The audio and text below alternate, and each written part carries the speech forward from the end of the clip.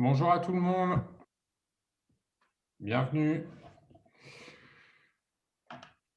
Alors, il y avait 10 personnes en salle d'attente à l'ouverture. On va attendre 5 petites minutes le temps que les gens se connectent. Je vais vous expliquer les nouveautés par rapport au Zoom du mois dernier. Alors, bon, vous verrez que par rapport à la dernière fois, on s'est mis des fonds d'écran pour être reconnaissables au niveau de nos noms et de nos missions à la mairie. On a aussi changé le format du Zoom.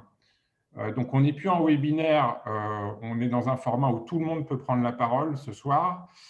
Ça tient compte d'un certain nombre de remarques qu'on a eues la dernière fois. Et on a à cœur de repartir sur le principe du VDA Agora qu'on fait quand on est sur la place de l'église, sauf que là, on est en distanciel. Donc, ce que je vais demander au plus grand nombre de personnes ce soir, c'est de couper le micro, parce que sinon, on entendra ce qui se passe chez vous, d'être dans la bienveillance, dans la qualité des échanges, et puis quand il y aura le jeu des questions-réponses par rapport à la présentation que je vais vous faire de l'agenda, essayer de respecter le timing pour qu'on puisse respecter la durée de la réunion de ce soir. Alors, ce soir, on va vous parler, alors il va y avoir 10 minutes d'introduction. Il y aura une partie flash info et je vais vous donner le détail des informations qui vont être transmises. Et puis, il y aura une partie questions-réponses avec les élus. Donc, globalement, on part sur 10 minutes, 20 minutes et 20 minutes. Alors, sur les interventions, c'est notre maire Aline de Marcillac qui va nous faire une brève introduction. Et ensuite, on partira tous dans des salles de manière aléatoire où on va partir sur un principe qu'on appliquerait en présentiel qui est le suivant: dire qui on est, dire qu'est-ce qu'on aime à Ville d'Avray, une chose qu'on aime à Ville d'Avray, une chose qui vous agace en ce moment à Ville d'Avray, et puis la raison de ce qui vous amène ce soir dans ce format de Zoom qu'on met en place maintenant tous les mois. Au niveau des flash infos, on va intervenir sur plusieurs points. Alors, un qui sera animé par Florence Boutet sur le sujet de la crise sanitaire. Une autre qui sera animée par Luc de Noirmont sur l'actualité de la plateforme citoyenne. Un troisième point qui sera lié au déploiement de la fibre et qui sera animé par Thierry Soufi. Un quatrième point qui seront les travaux de la Ronce et de voirie et qui seront animés par Jérôme Gacouin. Une partie sur le commerce qui sera animée par Benoît Houlon. Et une dernière partie qui sera la culture hors des murs, qui sera animée par Denise Hirsch. Alors, comment ça va se passer au niveau de ces flashs? Ce qu'on a décidé, c'est qu'on vous informe de l'actualité sur l'ensemble de ces thèmes. Et à l'issue de la présentation de l'adjoint, vous pouvez lever le doigt via le chat ou via votre écran. Et puis, l'adjoint qui aura fait la présentation sur la thématique s'efforcera de répondre aux questions posées. Quand je déclarerai la fin du temps, on passera au sujet suivant pour ne pas trop déborder sur le cadrage général de la réunion, mais on pourra se revoir dans un autre contexte et poursuivre les échanges qu'on a eus ce soir pour pouvoir continuer à alimenter les réponses aux questions posées. Il me reste 1 minute pour terminer puisqu'il est 18h34. On finira par une diapositive qui vous donnera les prochaines grandes dates sur les différents formats sur lesquels on peut se rencontrer. Donc, il y aura une partie VD Agora, une partie rencontre avec les associations, la date du prochain Zoom du maire, et puis enfin une dernière partie qui sera la plateforme citoyenne. Et il y aura, si le temps nous le permet, un échange de questions-réponses. Voilà, donc je vais laisser la parole à notre maire Aline de Marcillac pour l'introduction, et puis après, on partira tous en salle. Aline, je te laisse la parole. Merci beaucoup, Julien. Bonsoir à tous.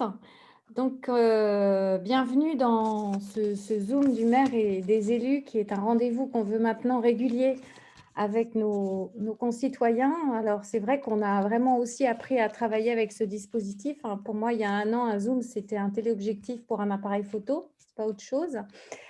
Euh, Maintenant, c'est voilà, une habitude de vie et une manière de rester en relation et en interaction et de traverser la crise sanitaire en restant en lien et en continuant à travailler. Et je pense qu'il y a des choses de ces modalités de relation que nous pourrons garder pour la suite.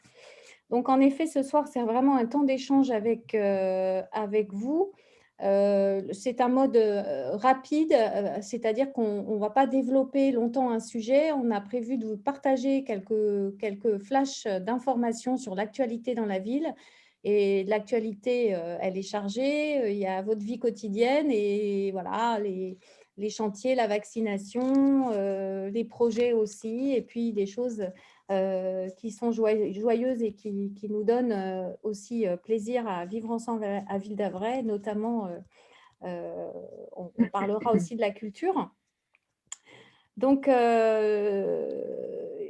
tous ces sujets d'actualité, je sais qu'ils vous préoccupent. On va essayer voilà, de vous apporter des réponses, enfin de partager des infos factuelles, rapides, et ensuite de répondre à vos questions.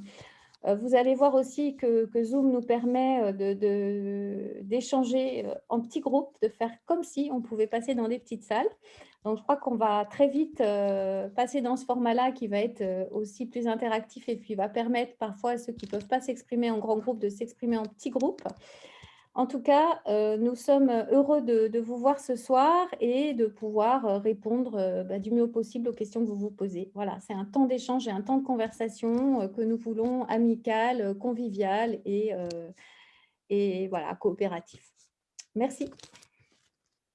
Alors, juste pour ceux qui sont arrivés en cours de route, je répète les questions. Dire qui vous êtes, partager avec les autres une chose que vous aimez à Ville d'Avray, partager aussi avec le groupe une chose qui vous agace à Ville d'Avray et la raison principale de ce qui vous amène ce soir. Voilà, donc bonne prise de connaissance dans vos groupes. Et on se revoit dans 10 minutes.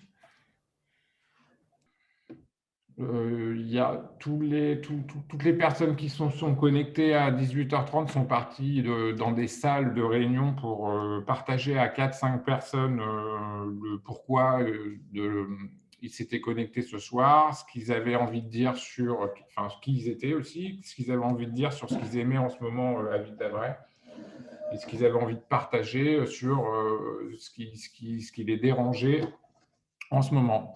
Donc, pour ceux qui n'étaient pas là tout à l'heure, je rappelle, au-delà de cette prise de connaissance qu'il y a eu suite à l'introduction de notre maire Aline de Marcillac, qu'il va y avoir un flash info sur le sujet de la crise sanitaire, sur l'actualité de la plateforme citoyenne, sur le déploiement de la fibre, sur les travaux de la Ronce et Voirie, sur le commerce et sur la culture hors des murs. Et on finira par, suite à ces interventions-là, il y aura des échanges avec l'adjoint qui aura fait la présentation à votre demande et dans le respect du temps et de la qualité des échanges. Et on finira par un agenda qui vous montrera les prochaines grandes dates pour se rencontrer. Donc, je pense que tout le monde est revenu. Voilà, donc normalement, on est au complet.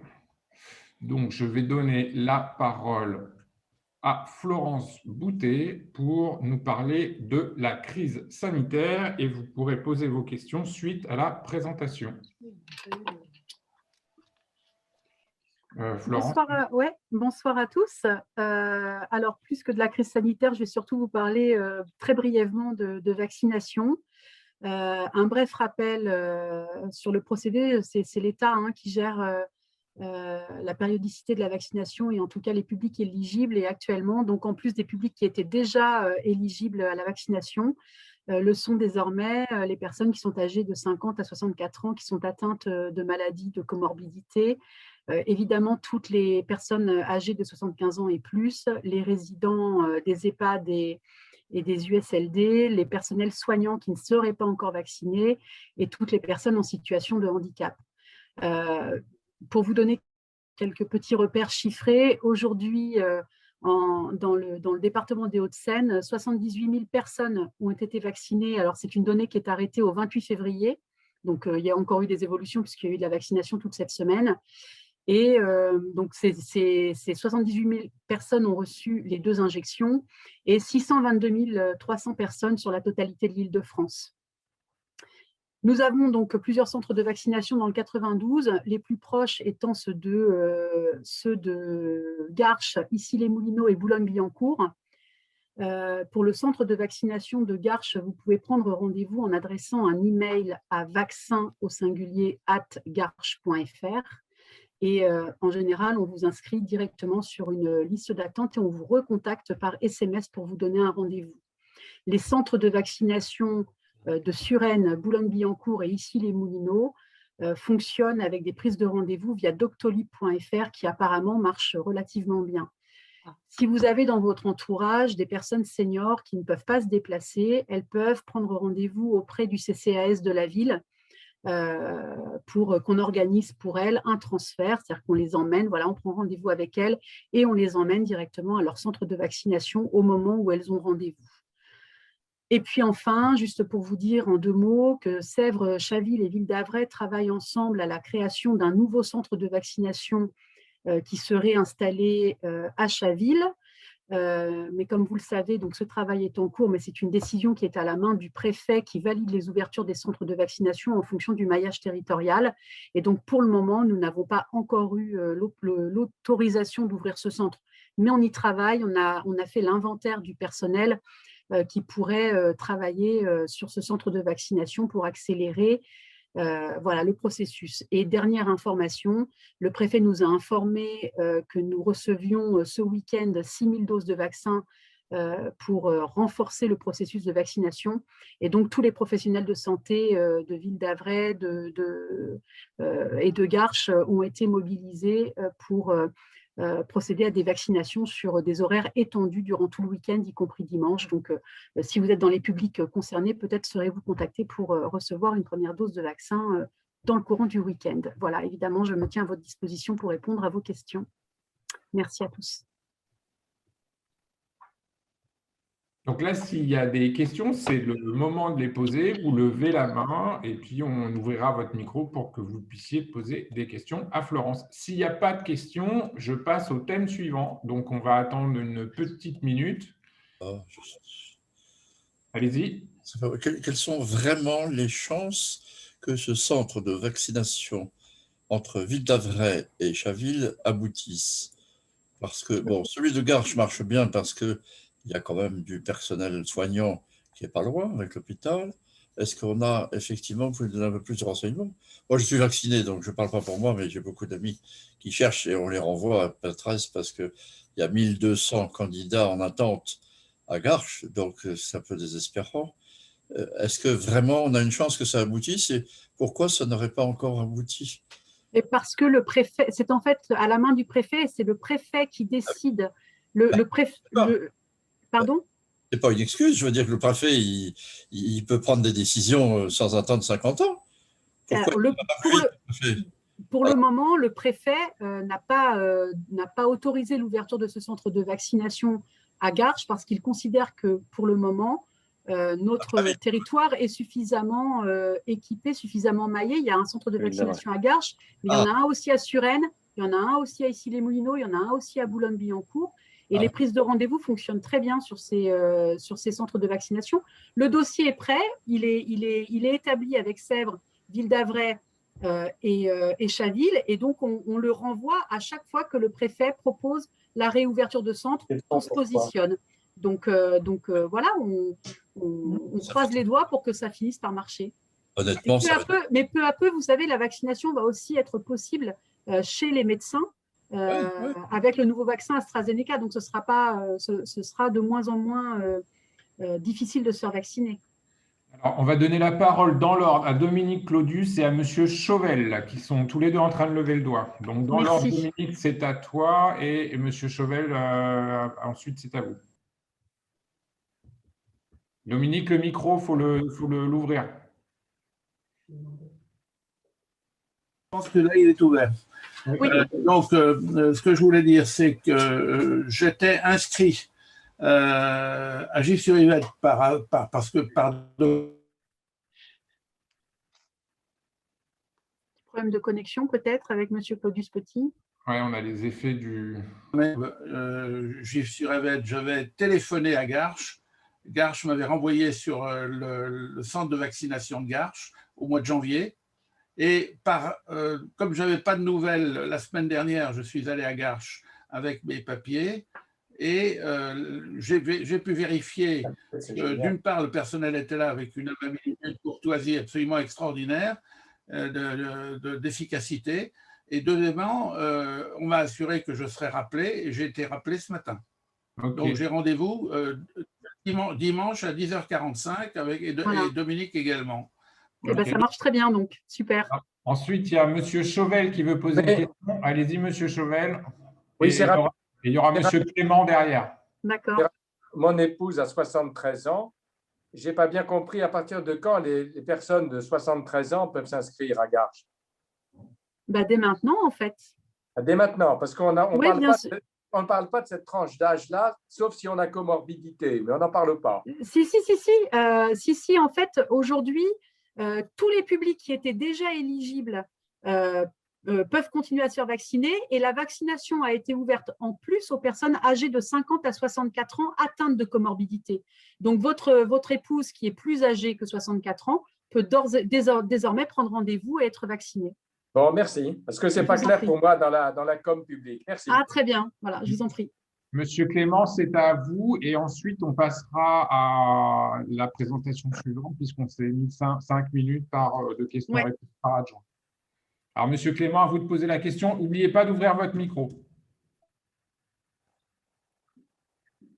Oh là là. Voilà, vous m'entendez? Oui, très bien. Oui. Voilà. Bah, écoutez, moi, je suis redevable du vaccin Pfizer. J'ai réussi, après beaucoup de tentatives, à être inscrit à Boulogne en liste d'attente. J'y suis depuis le 29 janvier. Donc, ça fait entre 5 et 6 semaines et je n'ai toujours pas de rendez-vous. Alors, écoutez, vraiment, là, on nous a annoncé que des doses supplémentaires étaient livrées pour ce week-end. 6 000 doses sur le département, c'est quand même assez conséquent. Donc, j'espère que ça va permettre, et d'ailleurs, c'est les raisons pour lesquelles le département a pu acquérir ces doses, c'est justement pour résorber le retard, parce qu'ils ont conscience qu'effectivement, la vaccination a pris du retard. Donc, je souhaite que vous puissiez, j'espère que vous serez vacciné, vous pourrez obtenir un rendez-vous très prochainement et je pense que le centre de vaccination vous rappellera. Oui, ben j'ai déjà rappelé une fois Ouais. pour confirmer que j'étais toujours bien en liste d'attente. Ouais. On a confirmé que j'étais en liste d'attente, mais c'est tout. Ouais. Bon, écoutez, on croise les doigts alors. On croise les doigts pour que ça arrive vite. Voilà. Et sachez que la première fois, quand j'avais dit que j'habitais Ville-d'Avray, on m'avait dit « on ne vous prend pas ». Oui, alors après, ils ont changé parce que l'organisation s'est affinée et finalement, oui. Au début, c'est vrai que tous les Dagovéraniens étaient renvoyés sur Garches, ce qui a semé un peu de panique à Garches en tout cas. Mais depuis, maintenant, nous avons des créneaux ouverts sur Boulogne et sur Issy-les-Moulineaux et sur Rennes. Mais voilà. J'avais appelé Boulogne parce qu'à Garches, je n'ai jamais réussi, ni par Internet, ni au téléphone, à avoir un téléphone qui se déclenche, qui se décroche. Ouais, c'est vrai. Mais non, mais c'est vrai que ça a patiné un peu au début. Hein, c'est vrai. Florent, je vais intervenir. Oui. Je vais faire le sans problème. Merci à tous. Puis-je intervenir? Il y a une autre solution. Est-ce que je peux intervenir? Monsieur Pervier, oui. Oui, il y a une autre solution aussi que je viens d'apprendre, c'est que à Nanterre, l'hôpital de Nanterre a reçu plein de doses et il faut téléphoner par Doctolib à l'hôpital de Nanterre pour se faire vacciner et dimanche, ils vous prennent. Merci pour l'info. Alors, toute petite évolution dans la présentation de ce soir. On va passer la plateforme citoyenne plutôt en fin de présentation et je vais laisser la parole à Thierry Soufi maintenant qui va nous parler du sujet lié à la fibre. Thierry, si tu es parmi nous, je te laisse la parole. Merci Julien, bonsoir à tous et à toutes. Donc, quelques informations fraîches sur le déploiement de la fibre à Ville d'Avray. D'abord, partageons ensemble une bonne nouvelle. Nous avons aujourd'hui 5134 prises opérationnelles et déployées sur la ville, ce qui fait de Ville d'Avray un parc disponible de 88% de prises. Quand je parle de prise, c'est un logement, que ce soit une maison ou un appartement. Et il reste donc 682 logements, 682 prises à déployer. Alors, je dis que c'est une bonne nouvelle parce que il se trouve, et il n'y avait pas de concours dans ce domaine, mais que nous sommes la première ville du département avec ce niveau de déploiement, première ville du département Covage. Donc, voilà, il y a certainement un historique. Notre grande panne téléphonique pour lequel Aline s'était battue pour que nous soyons raccordés et réparés le plus vite possible a été certainement un fait générateur pour déployer beaucoup plus vite la fibre et désenclaver Ville d'Avray, qui était un tout petit peu enclavée sur ses communications. Ceci étant, voilà, c'est au bénéfice de l'ensemble de nos concitoyens. Alors, pourquoi je vous fais ce point? Parce que un certain nombre d'entre vous rencontrent encore des difficultés. Il y a effectivement 83 de ces prises qui ont des problèmes de fonctionnement. Donc, Covage les a identifiés et travaille dessus. Et puis, il y a un phénomène qui est intervenu périphérique à tous les éléments techniques. Covage est une entreprise de droit privé qui opère, qui a repris la concession qui était anciennement Sequalum, mais qui n'avait pas été assumée dans de bonnes conditions, qui a donc racheté ce qui avait été déployé par Sequalum dans le cadre du plan THD 92 et qui a poursuivi le déploiement au titre d'un opérateur privé. N'oublions jamais que nous avons en face de nous des opérateurs commerciaux et qu'ils ne le font pas pour la beauté du geste, mais bien sûr, ils construisent ces autoroutes de l'information pour bien sûr en tirer des rémunérations. Alors, Covage, aujourd'hui, fait l'objet d'une offre publique d'achat qui est connue, qui a été acceptée et qui est donc pilotée par M. Drahi, qui est aussi propriétaire de SFR. Et nous sommes là actuellement dans une période où le nouvel actionnaire de Covage n'a pas encore donné sa feuille de route à Covage. Ce qui veut dire en clair qu'actuellement, les budgets de Covage, je pratique la transparence quand les uns et les autres m'appellent, donc je ne change pas d'attitude vis-à-vis de vous, ce qui explique donc que Covage, pour l'instant, est en stand-by. C'est-à-dire que nous poursuivons, nous, les discussions avec eux, nous travaillons avec eux et en fonction des difficultés que vous nous remontez, on a une capacité d'agir, en tous les cas, de leur signaler certains points saillants. Mais il est vrai qu'en ce moment, vous observez probablement, pour ceux qui ont quelques difficultés, un temps d'arrêt qui devrait normalement se lever à l'horizon fin avril, début mai, quand le nouvel actionnaire, Altis, aura précisé la feuille de route à Covage. La probabilité qu'il confirme les activités actuelles de Covage est élevée, mais vous n'ignorez pas qu'Altis est aussi propriétaire de SFR et qu'il peut donc y avoir, d'un point de vue stratégique et commercial, non pas des conflits entre les deux réseaux, mais en tous les cas, des complémentarités ou des redistributions à opérer. Donc, tout ça nous met dans une certaine zone d'inconnu dans laquelle, malheureusement, Ville d'Avray pèse peu, comme n'importe quelle ville. C'est vraiment la stratégie de l'industriel des télécommunications. Donc, nous y sommes attentifs. Sachez que nous avons un dialogue permanent. Sachez qu'Aline s'est manifestée vis-à-vis du président, du directeur général de Covage pour lui rappeler l'importance de la fibre, en particulier dans cette période Covid, et la sensibilité que nous avions au déploiement et à la finalisation de ce déploiement. Bon, la bonne nouvelle, c'est qu'on est très avancé et que si tout va bien, Covage va terminer dans l'année ses déploiements.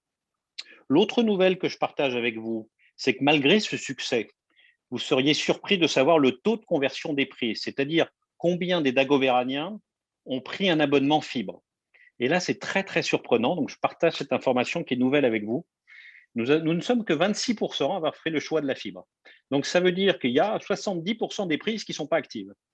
Voilà, qui sont dans les appartements qui sont pas actifs. Je le dis parce que n'oublions jamais qu'en face de nous, on a des opérateurs commerciaux. Donc, Covage, vous ne le verrez jamais puisque lui, il construit l'autoroute. Mais après, celui que vous verrez, c'est Free, c'est Orange, c'est Bouygues, c'est ceux qui opèrent sur la ville. Mais ces gens-là sont sur une rentabilité. Il faut savoir que la moyenne du département, c'est 42% des prises déployées connectées. Donc, très curieusement, Ville d'Avray est en dessous. On est en train d'essayer de comprendre ce phénomène. Et puis, j'invite tous ceux qui veulent la fibre à la prendre parce qu'elle est là, elle est à portée de main. Voilà, donc c'est tout ce que je dirais ce soir sur la fibre. En tous les cas, on est à votre disposition pour accompagner les difficultés. Il y en a une en ce moment que je n'ignore pas, on y travaille et on espère que d'ici la fin de l'année, l'ensemble des 680 logements restants seront opérants. En tous les cas, on s'y emploie. Voilà. Merci Thierry. Donc, même principe que pour Florence tout à l'heure. On est parti pour 4-5 minutes de questions. Et s'il n'y a pas de questions sur le sujet, on passera à Jérôme Gacouin sur les travaux de la Ronce et voirie. Alors, Yves Murat, vous pouvez prendre la parole et pensez à ouvrir votre micro. Bon, alors on est titulaire de la fibre depuis 2 ans. On était des premiers effectivement installés à Ville-d'Avray. Ça marchait très bien jusqu'à mardi matin. Et mardi matin, coupure. Bon, coupure brute, voilà. Donc j'ai fait appel effectivement à l'opérateur Orange qui est venu dès le mercredi, donc dès le lendemain. Et effectivement, ce que je pensais, c'est qu'au niveau du réseau public, à savoir là, entre l'armoire qui est juste à côté de chez nous et puis le branchement qui est fait dans une trappe en dessous de la rue, eh bien, c'était le bazar. À savoir qu'il y a eu des coupures de fibres. Il faut voir que ça, c'est… Coffage met en place le réseau de base. Et puis ensuite, les opérateurs viennent se brancher sur ce réseau de base pour pouvoir alimenter les appartements, les maisons, etc. Et ce coffret-là en question, qui est sous la rue, eh bien, c'est invraisemblable. Moi, j'étais un petit peu dans le domaine. Je crois que c'est fait… Tout le monde intervient là-dedans. Ce sont des… Alors, effectivement, Orange, Free, etc. interviennent dans ce domaine-là, mais ce sont des sous-traitants de sous-traitants de sous-traitants. Et je pense qu'il y a un problème de fond, effectivement, à ce que la qualité, effectivement, de ce réseau de fibres, qui est très performant, et laisse passablement à désirer. Alors, pour l'instant, je vous téléphone, je suis en relation avec vous par le réseau mobile, par la 4G, ce qui est… Sinon, je ne suis pas du tout, j'ai plus de fibre, j'ai plus rien du tout. Voilà. Bon, donc pour répondre sur le fond de votre question, en cas de difficulté de ce type, c'est bien sûr pas Covage qu'il faut appeler, c'est votre opérateur qui lui-même va aller voir ce qui se passe, donc visiblement ils l'ont fait, et si le problème incombe à Covage, c'est eux qui déclenchent Covage.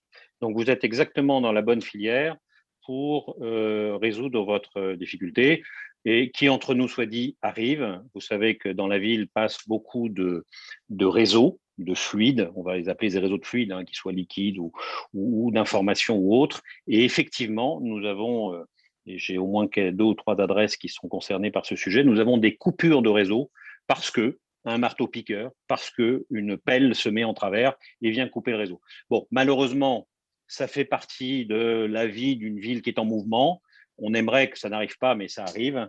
Et c'est d'ailleurs ce qui nous était arrivé plus gravement au niveau de la ville en 2018, avec les 7600 lignes de la ville qui étaient tombées. C'était un marteau-piqueur qui nous avait coupé le faisceau.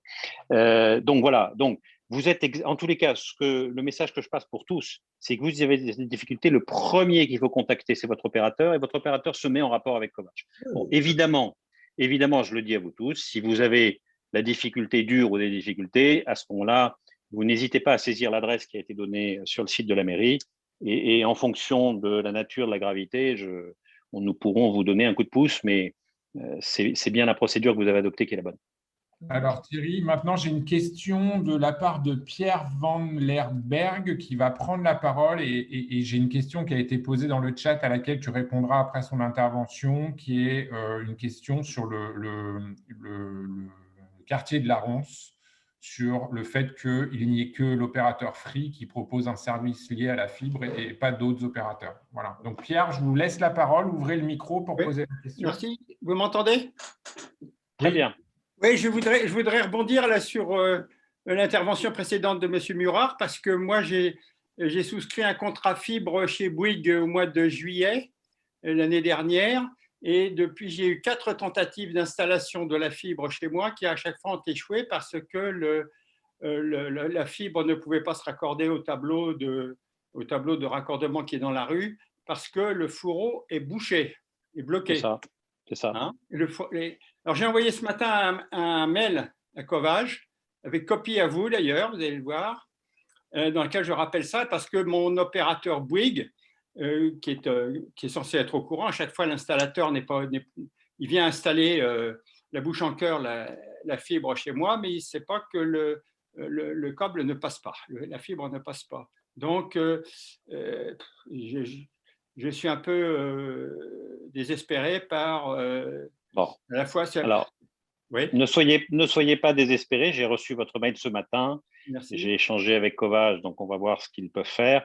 Ceci étant, ils n'ignoraient pas le problème. Et effectivement, malheureusement, voilà typiquement la situation dans laquelle vous êtes n'est pas de leur fait, n'est pas du fait d'ailleurs de l'opérateur. C'est du fait d'un intervenant sur un autre réseau qui a cassé le faisceau et qui a cassé le… Bon, donc là, évidemment, les travaux sont lourds parce qu'il faut réouvrir la route, il faut repasser le… Bon, voilà. Mais en tous les cas, j'ai eu votre mail et je le dis d'ailleurs communément pour tout le monde, si vous avez des difficultés particulières sur lesquelles ça ne bouge pas, bien sûr, on fera en sorte non seulement de s'assurer qu'ils sont pris en compte par le bon opérateur, hein, et encore une fois, le premier opérateur qui est concerné, c'est celui auprès de qui vous souscrivez votre abonnement. Donc, vous avez bien fait de relancer Bouygues.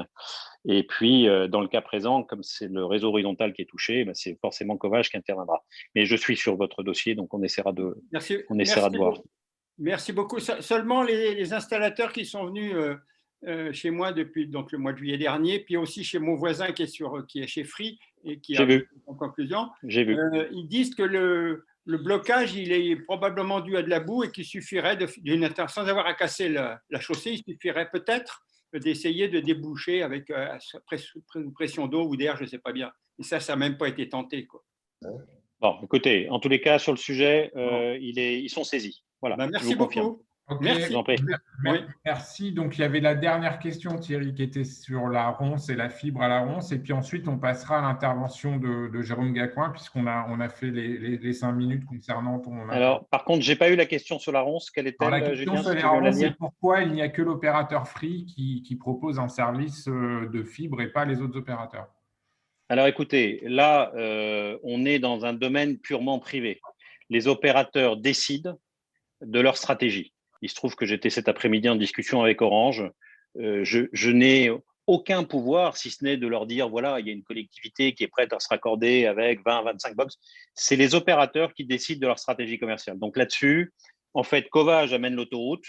Le dernier kilomètre, c'est l'opérateur. Il y en a 3 en gros sur la ville, hein, Free, Bouygues et Orange pour la fibre, plus un 4e qui s'appelle SFR qui utilise son ancien réseau numéricable, qui lui n'est pas de la fibre, mais qui est de l'ADSL à haute vitesse. Et après, c'est chaque opérateur qui décide d'attaquer tel segment parce que voilà, ils ont leurs règles commerciales, ils ont leurs règles de consommation, hein, d'ARPU, c'est leur terminologie. Donc, vous présentez une consommation de 30, 40 euros, 50 euros par mois. Ils décident. Et là-dessus, c'est vraiment propre à chaque opérateur. La seule chose qui est profitable à Ville d'Avray, c'est que Orange est arrivé assez vite et en fait, Orange a un peu excité le marché. Du coup, Free est arrivé très, très vite. Voilà. Et on voit bien que l'effet de la concurrence est positif. Et après, chacun choisit son opérateur en fonction de ce qu'il veut, en fonction des prix, en fonction de… Et voilà. Je n'ai pas d'autres éléments à apporter. D'accord, merci beaucoup. Alors, quand je vais passer la parole à Jérôme, juste pour vous dire qu'on a mis le lien concernant le numéro de téléphone de l'hôpital de Nanterre avec le lien sur Doctolib, et de la même manière, suite à l'intervention de Thierry, on vous a mis le lien de la mairie pour pouvoir remonter ces informations qui nous sont utiles après quand on a des discussions avec l'ensemble des parties prenantes. Jérôme, je te passe la parole sur les travaux de la ronce et plus généralement de la voirie à Ville d'Avray. Merci Julien, merci à tous d'être présents. Vous n'êtes pas sans savoir que la ville, depuis pratiquement 1 an maintenant, n'a eu de cesse que d'avoir des travaux de voirie. Alors, c'était un engagement de campagne et on a essayé de le tenir le mieux possible, malgré le Covid, pour essayer d'associer pour chaque rue, chaque citoyen des alentours de la rue de Tours. Donc, On a commencé avec la rue Gambetta, puis ensuite, ça a été la rue de la Sablière. La semaine prochaine, vous le verrez, pour ceux qui habitent le quartier, il y aura la rue de la Grange-Fontenelle avec une réunion le 8 et puis une réunion le 10. On essaie de faire venir toutes les parties prenantes avec une priorité qui est la sécurité. La sécurité, donc, qui fait qu'avec 5 autres élus, Agnès Fizolbey, Julien Boulanger, évidemment Luc de Noirmont, puisque souvent nous y associons des démarches de participation démocratique, de plateforme de participation de la flûte, de la plateforme de Luc en fait, mais également Noémie Poisson et notre ami Louis-Pierre. Alors, si je finis par ces deux-là, c'est parce que ces deux-là sont aussi des résidents du domaine de la Ronce. Ce n'est pas anecdotique. La résidence de la Ronce, on savait qu'elle allait arriver. Ça fait 7 ans que le projet a été déposé. Les travaux ont commencé avec, malheureusement, perte et fracas, puisque la phase de terrassement est une phase absolument indigeste, tant pour les habitants que pour les riverains et ceux qui circulent. Cette phase, nous avons veillé à essayer de faire respecter au travers d'arrêtés municipaux, mais en mobilisant toutes nos troupes pour essayer au quotidien d'arranger la vie dans le quartier. Malheureusement, c'est un énorme chantier. Je pense que c'est pratiquement le plus gros que la ville n'ait eu à subir depuis la construction du dit domaine de la Ronce il y a 30 ans. Grâce aux parents d'élèves, et ça, avec Agnès et les directeurs d'école, nous avons assurément pu fructifier notre très bonne relation. Et aujourd'hui, vous avez peut-être pu le constater, mais un certain nombre d'aménagements ont été effectués qui permettent en particulier de sécuriser la traversée de la rue de la Ronce de Nobambin, avec notamment un feu. Ça n'y paraît pas, un feu, ça prend du temps à être demandé, puis à être mis en place. Donc, on ne peut pas s'en satisfaire, ce n'est pas suffisant, mais c'est un chantier qui nous a animés pendant ces dernières semaines, de trouver les meilleurs moyens pour que nos parents puissent déposer leurs enfants, que les parents puissent repartir en toute quiétude, sans savoir si la sécurité n'était pas assurée. Donc oui, des chantiers comme cela, c'est assez rare, au point même que nous avons décidé avec Gessina et un certain nombre ou d'associations telles que L2R, mais d'autres en cours de constitution, d'essayer de trouver aussi des approches qui, évidemment, sont dans le registre locataire-propriétaire, mais qui font que 2000 et quelques habitants, là, aujourd'hui, sont en train de vivre quelque chose de parfois traumatique pour certains d'entre eux. On doit l'avouer, nous recevons énormément de mails. Notre direction des services techniques est très sollicitée pour des questions où nous n'avons pas la possibilité d'intervenir, compte tenu du fait qu'il s'agit bien d'une relation bailleur-propriétaire. Mais ça ne nous a pas échappé, évidemment, et il y a déjà quelques semaines, nous avons initié avec des relations avec Gessina qui nous ont donné envie de renforcer cette place de facilitateur. Encore aujourd'hui, nous sommes en train de négocier une date pour pouvoir faire une réunion tripartite. Au cours de cette réunion tripartite, Gessina pourra nous donner à tous les dates clés de ce chantier qui va encore durer 2 ans. Et nous l'espérons s'engager sur un mode d'échange avec les locataires qui soit bien amélioré par rapport à ce qu'il est à aujourd'hui, c'est-à-dire insatisfaisant. Donc le chantier Gessina, c'est un énorme chantier. D'autres viendront évidemment à chaque fois qu'il y a des nouvelles constructions. Il est évident que la sécurité est pour nous quelque chose d'absolument indissociable du rôle de la mairie. Il faut absolument que les inconvénients anormaux du voisinage, la circulation à certains horaires soient limitée, contrôlée. On essaie de mobiliser une force qui peut être assez rare dans l'histoire de la commune, mais aujourd'hui, je le redis, c'est déjà 5 élus et c'est surtout un réseau absolument actif d'habitants qui nous informent, quand on n'est pas forcément toujours sur place, de dysfonctionnements. C'est le cas des travaux rue de Marne, où nous avons, et je remercie encore 1000 fois les quelques habitants du bout de la rue de Marne qui nous signalent que quelques camions arrivent le matin à 5 heures, musique tue-tête, et ne sont pas très polis avec les gens qui leur demandent de respecter le sommeil. Donc, on essaie d'avoir cette vraie relation de proximité partout où il y a des chantiers pour que, évidemment, on puisse ensemble essayer de résoudre cette équation qui est très difficile, je dois l'admettre, de la voirie à Ville-d'Avray. Maintenant, je répondrai bien volontiers à vos questions, ainsi que tous les autres élus qui participent. On va repartir sur le même modèle que les deux modèles précédents. On fait 5 minutes de questions-réponses sur la base de ceux qui lèvent la main ou qui posent des questions dans le fil des discussions. Et s'il n'y a pas de questions, on passera au sujet suivant, qui est la partie de Benoît sur le commerce. Alors, est-ce qu'il y a des gens qui lèvent la main ? Je n'en vois pas pour le moment. Je n'ai pas de questions non plus. Si, il y a une question. Je vois une question de Frédéric. Je l'ai vu lever la main à l'ancienne. Alors, Frédéric, prenez la parole. Je ne retrouvais plus, désolé, le lien pour lever la main par le système. Oui, la question, tout simplement, par rapport aux travaux, c'est concernant les pistes cyclables. Je ne sais pas si ça a été évoqué. En tous les cas, lorsqu'ils étaient venus faire une réunion d'explication à la Ronce, ils avaient réalisé qu'il fallait prendre en compte la continuité des pistes cyclables dans le cadre des travaux. Est-ce que vous l'avez évoqué avec Gessina ? Merci de cette question. Quand on pose des questions sur les pistes cyclables, je sens que notre maire, en son fort intérieur, est très heureuse car c'est un sujet qui lui tient à cœur. Alors, autant je peux vous répondre sur la, sur la rue de Saint-Cloud parce que ça fait vraiment partie des grandes interrogations au départ sur ce chantier qui verra le jour, comme je vous le rappelle à nouveau, dans un an et dans sa modification. Et là, on a opté pour le moment pour les bandes cyclables. Autant aujourd'hui, sur le chantier Gessina, ce sera des questions que j'aimerais que vous puissiez poser dans le cadre de la réunion tripartite parce qu'aujourd'hui, la construction de notre relation avec Gessina, ce n'est pas piste cyclable à l'extérieur du domaine, puisque ce n'est pas de leur registre, c'est d'une autre, et ça, c'est en projet. À l'intérieur du domaine, ils sont dans une situation où ils essaient aussi, en priorité de répondre à une problématique de construction générale. Ils ont leur plan. Il y a effectivement des pistes qui sont dessinées, mais les mettront-ils en œuvre? Je ne vais pas m'engager à leur place. Ça, c'est par rapport au dessin initial. Et puis, comme je le rappelle, Gessina, ce chantier est tellement pyramidal que nous avons derrière des multitudes de prestataires qu'il s'agit de contrôler, ce qu'ils ont parfois eux-mêmes du mal à faire, mais qu'ils essaient de faire avec toute la bonne foi qu'on peut leur accorder, et pour lesquels, là, le rôle des habitants et des élus, c'est de veiller au grain.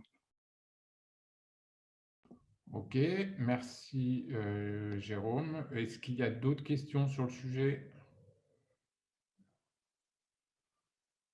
J'en vois pas. Donc, à la fin, si on a encore le temps, on fera un petit échange si vous pensez à une question que vous ne posez pas là et on pourra réintervenir. Je vais maintenant laisser la parole à Benoît Houlon pour le commerce. Ensuite, ça sera à Denise d'intervenir. C'est Luc qui interviendra pour la plateforme dans la suite. Et puis, on finira par, parce que c'est les effets du live, par Philippe Herzberg qui fera aussi une intervention sur un sujet qui est tombé là pendant notre intervention. Benoît, je te passe la parole. Merci Julien, bonsoir à toutes et à tous. Alors, dans l'actualité du commerce, effectivement, notre première pensée va vers les commerçants et artisans de Ville-d'Avray qui subissent cette crise sanitaire. Et en apportant quand même des précisions, c'est que les services de la mairie sont à leur côté depuis un an maintenant pour monter les dossiers d'aide auxquels ils peuvent prétendre. Et les retours sont quand même plutôt positifs dans ce sens-là, bon, malgré évidemment qu'on puisse regretter qu'il faille bénéficier de ces dossiers d'aide, mais le lien est là et l'assistance est bien mise en place. La deuxième chose que je voulais signaler, c'est la présence depuis une dizaine de jours sur la plateforme d'un questionnaire qui est dédié au commerce et à la vie commerciale de Ville-d'Avray. Je fais mes courses à Ville-d'Avray. N'hésitez pas à aller répondre à ce questionnaire qui n'est pas très long, vous verrez, et qui permettra peut-être de mettre en évidence, enfin je l'espère, des nouveaux modes d'achat, des nouveaux comportements d'achat qui sont appelés des vœux de certains d'entre nous. Ce qu'il est important, soyez le plus nombreux possible à participer à ce questionnaire. Ça nous aidera justement à développer de nouveaux outils entre clients, consommateurs et commerçants dagovéraniens. Enfin, il y a dans l'actualité, vous l'avez peut-être vu déjà dans le VDA Info ou sur le site de la mairie, mais les bonnes nouvelles, c'est l'arrivée donc de la librairie du Vert Paradis qui va ouvrir très prochainement à la mi-mars, vers le 16 mars, au 52 de la rue de Saint-Cloud. Je peux vous assurer que Sophie Grand-Claude est dans les starting blocks. Elle est en train de monter, de remplir plus exactement ses étagères et ses rayons. Donc, on l'a encore vu à l'œuvre ce matin. Donc ça, voilà, retrouver une librairie à Ville-d'Avray, je crois que c'est quelque chose que nous attendons tous. C'est chose effective, ça sera chose effective d'ici une petite quinzaine de jours, puisque l'ouverture est prévue le 16 mars. Dans le même registre, nous avons également alors le food truck était un sujet qui répond véritablement à une attente aujourd'hui par les comportements de télétravailleurs, des jeunes, enfin de toute génération, d'avoir un mode de restauration dit rapide, qui soit accessible assez facilement. Ça ne signifie pas bien évidemment que nous ne sommes pas prioritairement solidaires des restaurateurs qui sont fermés et dont nous souhaitons la réouverture le plus rapidement possible. Mais cette forme de restauration pallie pour l'instant cette situation, répond à une nouvelle demande et surtout ce qui est important à dire, c'est que nous gardons la main sur leur présence sur le domaine public. C'est-à-dire qu'ils ne sont pas d'ailleurs seulement présents à Ville-d'Avray, ils sont également présents sur d'autres villes. Donc nous ferons ça et nous gardons la main sur leur présence tant géographique que dans le temps. Et enfin, une dernière chose par rapport au marché, qui lui aussi commence un peu à se développer avec des circuits courts et des producteurs bio. J'ai le plaisir de vous annoncer que nous allons très bientôt avoir un caviste qui va venir également compléter l'offre en fin de semaine, le vendredi et le dimanche, ainsi qu'un charcutier producteur éleveur bio. Qui viendra en provenance de l'Aube, donc de la région de Troyes, qui est déjà très présent sur l'Île-de-France. Donc, c'est pour lui pas une nouveauté. Il a déposé une demande et nous l'avons acceptée très récemment en commission tripartite. Voilà ce que je peux dire un peu pour l'actualité du commerce à Ville-d'Avray, bien sûr, en remerciant encore les services pour leur intervention. Julien, je ne t'entends pas, mais… Ça marche. Donc, merci oui, voilà. Benoît. Donc, on a au fur et à mesure que tu parlais, on a mis dans le fil des discussions le lien pour pouvoir commander les livres, puisque Jérôme Auguste nous a fait la remarque, et donc on a mis le lien du site internet pour que vous puissiez déjà regarder. Donc là, on va repartir sur 4-5 minutes de questions, s'il y en a. Alors, j'ai une première question de Jérôme Lermine, et ensuite, on donnera la parole à Bernard Clément. Oui, bonjour. Moi, j'ai une question assez simple. C'est vrai que là, les travaux de la rue de Saint-Cloud commencent. Est-ce qu'il n'était pas possible de décaler, au vu de la situation que les commerces vivent depuis un an, de décaler le début des travaux? Parce que c'est vrai que certains commerces, notamment, enfin, là, en l'occurrence, j'ai vu le restaurant de chez Léon, le restaurant de la crêperie qui… difficilement d'accès, alors on ne peut plus se garer non plus. Est-ce que ce n'était pas possible de décaler un petit peu le début des travaux? Alors, je vais peut-être laisser mon collègue Jérôme Gacouin, qui est en charge de la voirie et des travaux, répondre sur ce point-là, monsieur, mais je reprendrai la main après, bien évidemment, si vous le souhaitez.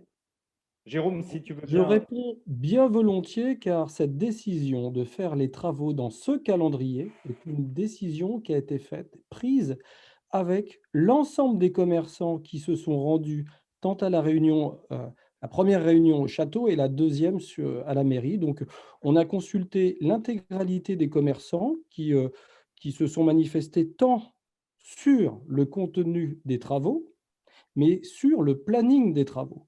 On leur a fait plusieurs propositions, y compris un décalage post-Covid, en 2 fois, en une seule fois. Donc, voilà, c'est une décision qui a été prise avec un consensus absolu sur la question.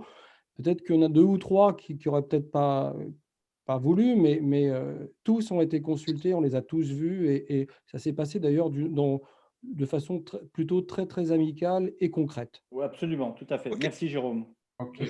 On peut ajouter qu'ils ont voulu surtout privilégier la période septembre-janvier, qui est la période clé pour eux en termes de commerce et de chiffre d'affaires. Oui, absolument. Voilà. C'est M. Clément maintenant qui va poser la question. Monsieur Clément, vous pouvez ouvrir votre micro. Oui. Alors, sauf erreur de ma part, j'ai vu apparaître récemment sur le mur extérieur de l'entracte une inscription concernant un restaurant ou quelque chose comme ça, ou restaurant-bar. Alors, vous avez bien ça correspond à quoi? Et si... Vous avez bien vu, je vais vous répondre. Effectivement, alors c'est un projet qui est déjà ancré depuis 6 mois. La phase de Covid, évidemment, retarde un peu l'ouverture, et je viens au fait, d'un restaurant-bar au nom de l'entracte, au rez-de-chaussée de ce lieu que nous connaissons tous. Et le porteur de projet a déjà entrepris des travaux pour mettre aux normes cette cuisine, développer une salle et prochainement une terrasse. L'ouverture, alors parce qu'elle est évidemment conditionnée par l'ouverture des restaurants d'une manière générale. Pour être plus précis, on souhaite tous que ça soit possible au mois d'avril, bien évidemment. Donc là aussi, c'est imminent, mais on en parlera en détail dans le prochain numéro du VDA Info, et ou bien sûr par la plateforme dès lors que ça sera effectif. Mais c'est un projet qui est parfaitement voulu, assumé, et dont on attend l'ouverture avec impatience. Donc il s'agit bien d'un restaurant-bar pour lequel l'enseigne a été posée sur la rue de Versailles tout récemment, absolument, en remplacement des anciennes inscriptions. D'accord. Vous me confirmez, ce bâtiment, il est toujours propriété de la mairie, de la commune? Alors sous l'autorité de Madame la maire, mais oui, bien sûr, ce bâtiment est toujours propriété de la commune. C'est ça. Donc, c'est vous qui passez un contrat de location vis-à-vis d'une entreprise? Tout à fait, complètement. D'accord. Oui, un bail commercial, hein, enfin, je veux dire au sens, oui, tout à fait. D'accord. Tel qu'il l'était auparavant pour la libraire, par exemple. Oui, d'accord. Dernière question pour toi, Benoît, puisqu'on aura écoulé le temps, de monsieur Alex Bigot, qui pose une question concernant le restaurant Maya qui a fermé définitivement. Il pose la question de savoir si on sait déjà quel commerce le remplacera.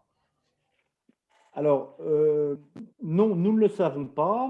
Nous regrettons d'abord bien la décision de Christophe d'avoir fermé son restaurant, mais très honnêtement, il souhaitait transmettre. Je pense qu'il souhaite toujours transmettre des éléments corporels ou incorporels de son activité. Je ne peux pas trop rentrer dans les détails à sa place, mais au jour d'aujourd'hui, effectivement, nous n'avons pas de réponse. Et j'ai pris des informations tout récemment, de réponses précises pour savoir ce que deviendra ce local, une fois encore, de ce petit restaurant que nous aimions tous auparavant. Merci beaucoup. Donc, on va passer à l'adjoint suivant. Donc, c'est à toi, Denise. On va parler de l'art. Ensuite, on passera à toi, Luc. Et puis, on finira par Philippe. Donc, on va un tout petit peu déborder sur le timing. Mais bon, je trouve que les échanges se passent plutôt bien et quasiment dans le respect du timing. Donc, je vous laisse intervenir. Et puis, n'hésitez pas à continuer à poser des questions. À ton tour, Denise. Bonjour à tous. Donc, je suis très heureuse de partager avec vous ce soir un certain nombre d'informations que j'espère heureuses, sur l'actualité culturelle et artistique à Ville-d'Avray. Donc, comme vous n'êtes pas sans le savoir, la culture a été est durement frappée par la crise du Covid. Et étant donné que notamment toutes les salles, tous les espaces culturels, à l'exception de la médiathèque, sont fermés, donc nous avons été, depuis le début de la crise sanitaire, obligés donc de penser, d'offrir et de partager avec nos concitoyens l'art et la culture autrement. Et nous avons été obligés d'innover pour faire vivre la culture sous toutes ses formes. Alors, notre action dans ce contexte s'oriente autour de 2 grands axes prioritaires. Le premier axe, c'est autour de création numérique. Donc, c'est une initiative que nous avons fait en partenariat avec les acteurs de la culture, que sont notamment la Maison pour tous, que vous connaissez, et le Conservatoire. Et donc, pour mettre en scène et capter des spectacles à l'aide de petits modules vidéo qui sont proposés sur le site de la ville. Donc, vous avez peut-être, certains d'entre vous ont pu regarder une des réalisations qui a été mise sur le site dernièrement, qui est une captation d'une danse, enfin d'un spectacle de danse avec le Conservatoire sur une musique d'Amélie Poulain, et donc qui a été intitulée Résonance. Donc, ceux qui ne l'ont pas vu pourront y avoir accès sur le site de la ville.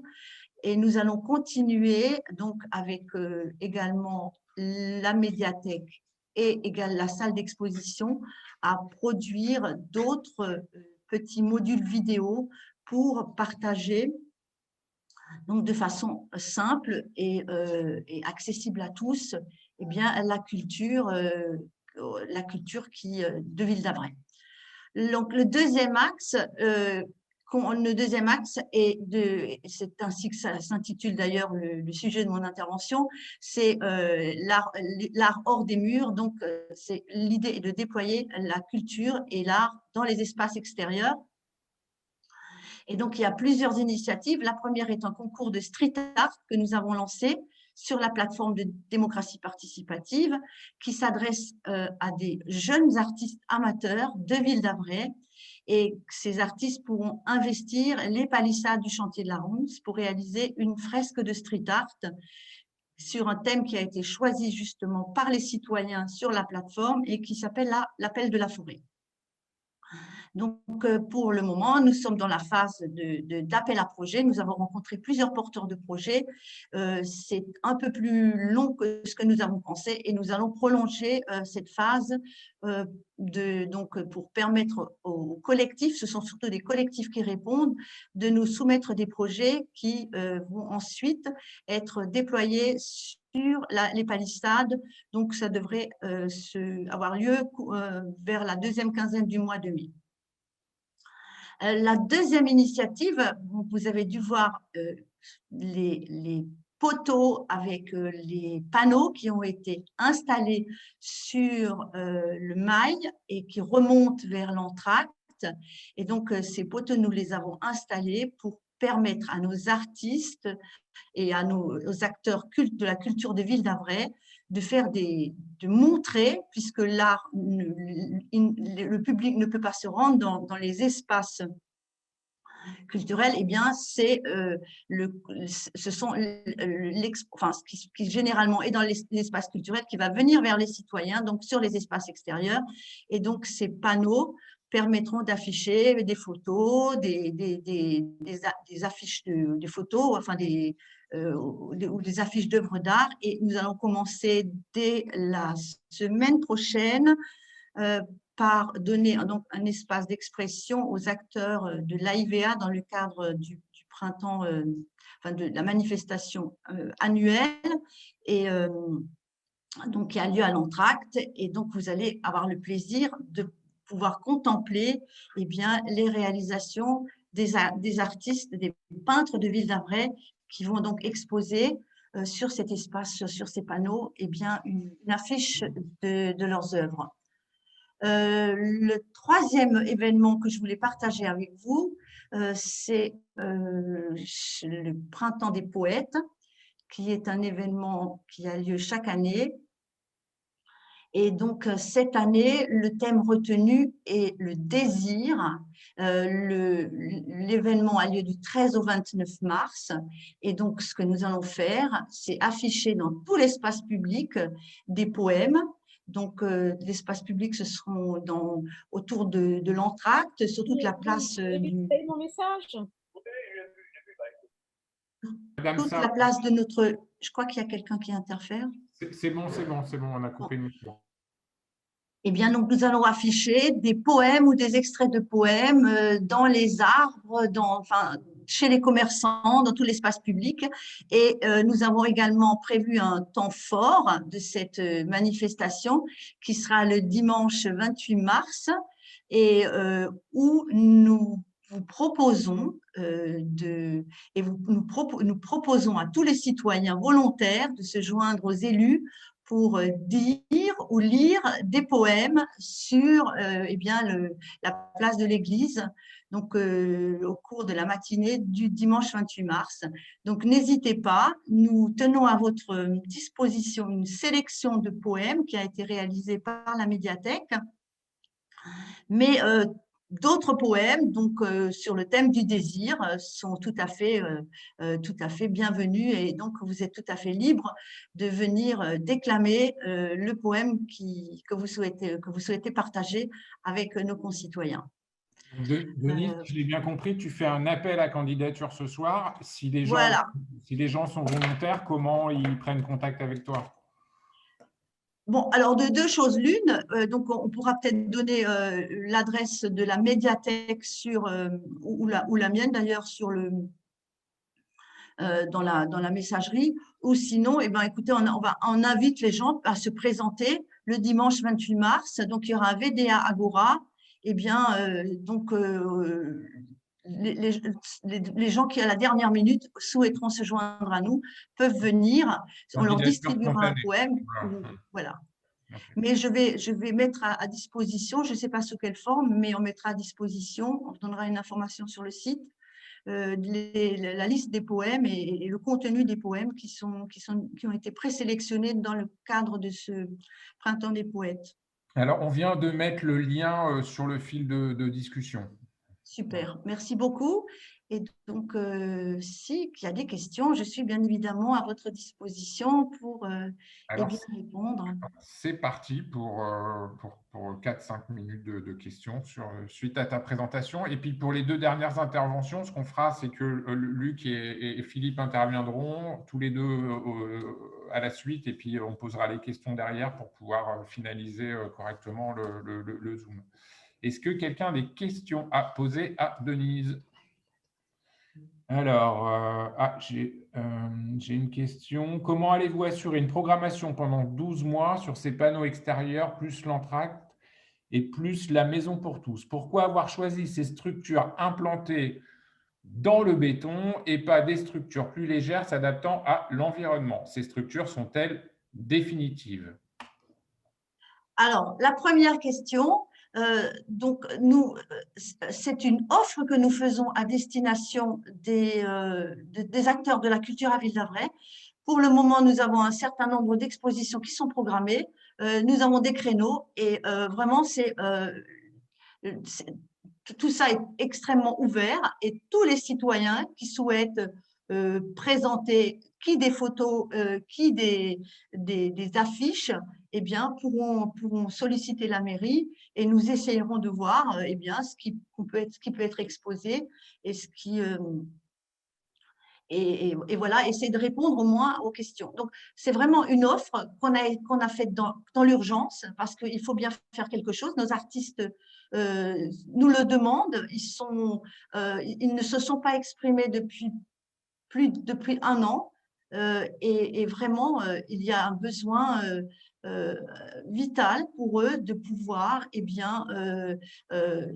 faire ce qui est au centre de leur existence et de leur désir aussi, puisque c'est le thème du Printemps des poètes. Voilà, donc tout est ouvert. Alors, la deuxième question, pourquoi ces structures? Bon, parce que on aurait pu choisir autre chose. On peut toujours faire mieux, on peut toujours faire autrement. On a pris cette option parce que c'était une option qui était assez simple, qui était facile à mettre en place. Donc, nos services techniques, d'ailleurs, l'ont fait très rapidement, et je tiens vraiment à les remercier parce que ça a été fait très rapidement et vraiment avec beaucoup de motivation. Après, bon, ce sont des structures assez lourdes, hein. Il faut pouvoir mettre les panneaux sont assez grands. Donc, pour les faire tenir, eh bien, bon, moi, je ne suis pas spécialiste de la manière de faire tenir des poteaux dans un sol. Bon, c'est l'option qui a été choisie. On aurait pu en choisir une autre, mais bon, c'est celle qui a été choisie. Voilà. Après, ce n'est pas les poteaux qui ont vocation à être des œuvres d'art, hein, c'est un support. Non, par contre, là, il y a une question sur le fait qu'elle soit définitive ou pas. Non. Définitive. Non. Rien n'est définitif dans la vie. Hein. Ça peut se défaire. Voilà. Ils sont très faciles à enlever. Bon, j'espère simplement… Y compris les socles en béton, excuse-moi Denise de te couper, qui sont des dispositifs qu'on utilise pour d'autres installations temporaires. Et je vais prendre l'exemple des panneaux électoraux. On fixe sur des petits socles en béton qu'ensuite on peut tout à fait enlever. Donc, il n'y a pas de problème pour pouvoir les enlever. Alors, je ne sais pas, pour le moment, eh bien, c'est une nouvelle offre finalement, sous une forme très diverse, enfin très nouvelle qui est proposée. On verra. Hein, j'ai quand même des réactions très positives des acteurs artistes, enfin des acteurs de la culture à Ville d'Avray. On a eu des propositions très inédites, très innovantes cette semaine. Donc, on verra bien comment on va les faire vivre. De toute façon, je pense que la culture et l'art, c'est quelque chose de vivant. C'est quelque chose, on a bien vu avec la crise qu'il faut vraiment se réadapter, enfin s'adapter à quelque chose de complètement nouveau. Donc, on verra bien. Donc, pour le moment, ils sont là. J'espère qu'ils vont rester un moment parce qu'il y a une vraie demande pour que eh bien, l'art sorte aussi, aille à la rencontre des gens et ne soit pas confiné dans les espaces clos. Eh bien, on verra à un moment donné s'il faut les enlever ou pas. C'est aussi simple que ça. Alors, j'ai une question d'Alex Bigot qui dit, au lieu de mettre tous les panneaux à l'extérieur, il serait peut-être mieux de tout rassembler dans une galerie d'art. Qu'en pensez-vous? Non, le but, c'était justement, on ne peut pas rentrer dans les galeries d'art, d'une part, et d'autre part, eh bien, on avait réfléchi à un moyen aussi de faire sortir l'art hors des murs. C'est quelque chose qui est tout à fait dans l'air du temps. Ça répond à une demande à la fois des artistes. Bon, le street art en est une expression, mais il y en a bien d'autres. Ça répond à une demande à la fois des artistes et une demande aussi du public. Il y a des villes, par exemple, comme moi j'ai habité aux États-Unis, à New York, il y a de l'art partout dans la rue. Hein, c'est quelque chose qui est tout à fait dans la culture populaire. Donc oui, non, je ne pense pas que l'idée c'était de les mettre dans un espace clos, pas du tout. C'était pas du tout le but. Et je ne pense pas que les artistes soient preneurs de mettre des poteaux à l'intérieur. Je ne vois pas l'intérêt de les mettre dans une structure fermée. Après, peut-être qu'il y en a un Alors là, je peux encore prendre deux questions si elles sont rapides, une de Dominique et une de Jérôme Lermine, et ensuite on passera à Luc pour la plateforme. Alors Dominique, il faut ouvrir le micro, et ensuite Jérôme, il faudra ouvrir le micro aussi pour poser vos questions, mais il faut essayer de faire rapide. Bon, juste une question à Denise. Moi, j'ai trouvé très intéressant, j'ai découvert cela aujourd'hui, en parcourant tout le Mali. Donc, je me suis dit, mais à quoi c'est pour faire quoi? Hein, ma question, c'est découvrant, c'est pour faire quoi? Et j'ai trouvé ça intéressant. Je me suis dit, tiens, il y a une succession de panneaux d'affichage. On va peut-être nous présenter le projet qui est en cours de terminaison autour des étangs. On va peut-être. Et puis après, je me suis posé une question. Je dis, au fond, c'est peut-être le street art de Denise.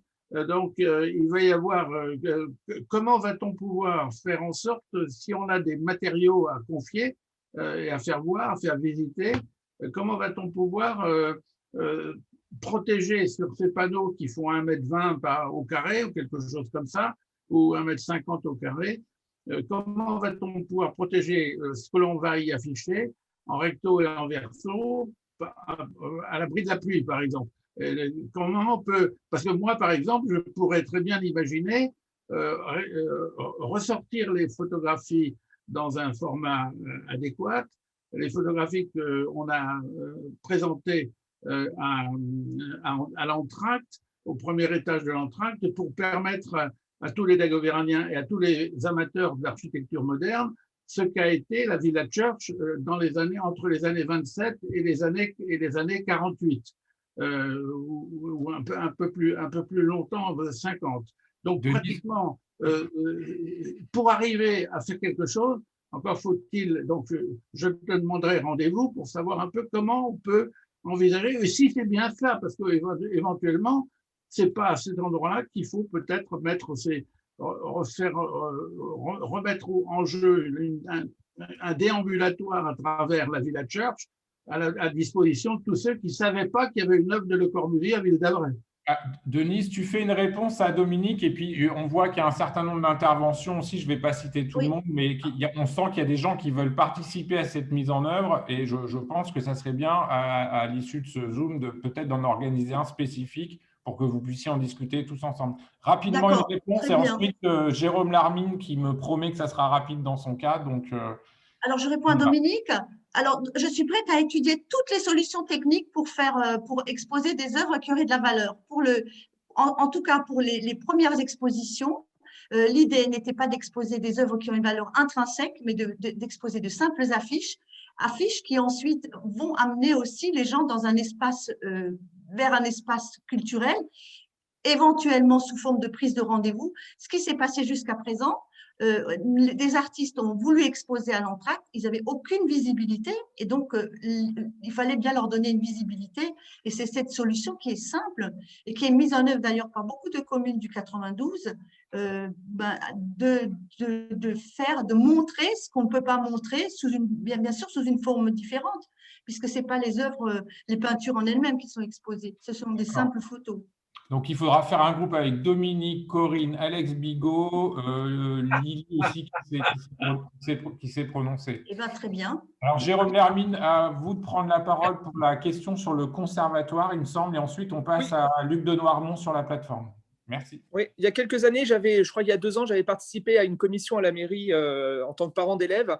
Il était question de refaire le conservatoire. Ça en est où, ce projet? Alors, ce n'est pas de ma compétence de répondre. Je vais répondre. Joker, Denise, merci, Joker. Merci, Aline.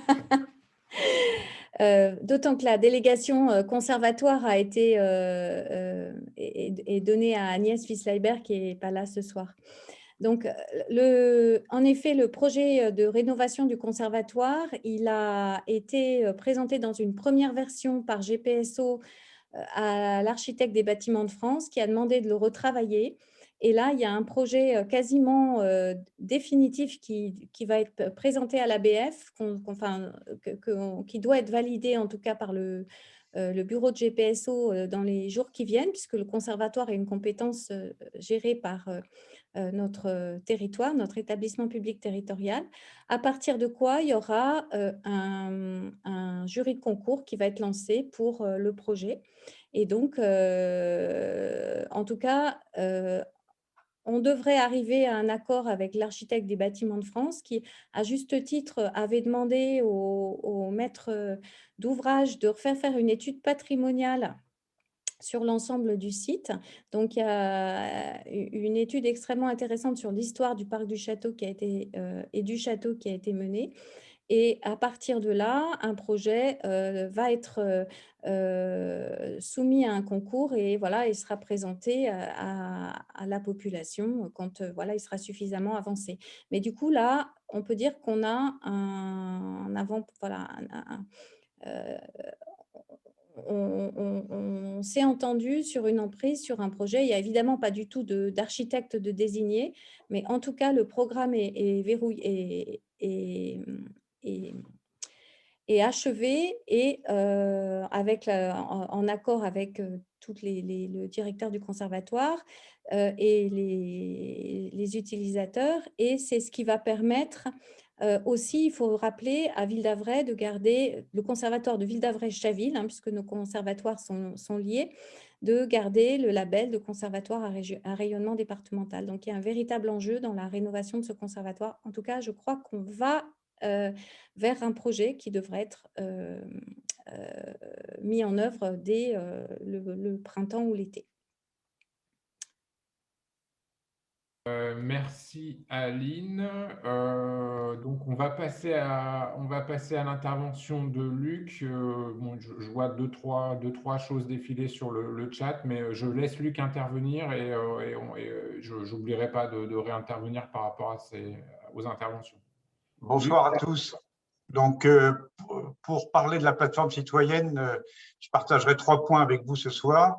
Le premier, vous êtes 684 e-citoyens à être inscrits, donc c'est un formidable succès, une véritable confirmation qu'en à peine 3 mois, il y avait une véritable attente, je dirais, à ce niveau-là.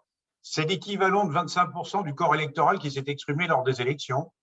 Et c'est surtout la confirmation qu'une majorité silencieuse peut aujourd'hui s'exprimer, et notamment cette tranche d'âge, j'allais dire, tous les âges sont respectables, mais vous êtes 45%, je dirais, de moins de 50 ans à vous exprimer, et ça, c'est quelque chose d'extrêmement positif et précieux, parce qu'il y a une belle matière et qui va nous permettre d'alimenter les futurs projets de la ville. La deuxième chose, c'est en ce qui concerne l'actualité du moment sur la plateforme. Donc, ça a été rappelé par mon collègue Benoît Houlon au niveau du questionnaire du commerce. Il y a celui de la rue de Saint-Cloud qui est en cours. Vous êtes déjà 129 à vous être exprimés. Et je vous rappelle que la perspective, c'est de vous présenter un avant-projet à la lumière justement de ce questionnaire et du cahier des charges qui sera, je dirais, communiqué aux 2 partenaires, c'est-à-dire le département notamment pour la refonte de la rue de Saint-Cloud, pour une présentation première quinzaine de mai. Il y a aussi l'inscription à la réserve citoyenne « Je suis solidaire ». Vous êtes déjà 29 à être inscrits. Je vous rappelle que c'est vraiment là pouvoir exprimer le côté solidaire intergénérationnel, et on peut s'inscrire à partir de 16 ans. C'est facile, je dirais, pour le faire. Enfin, c'est 2 petites nouveautés.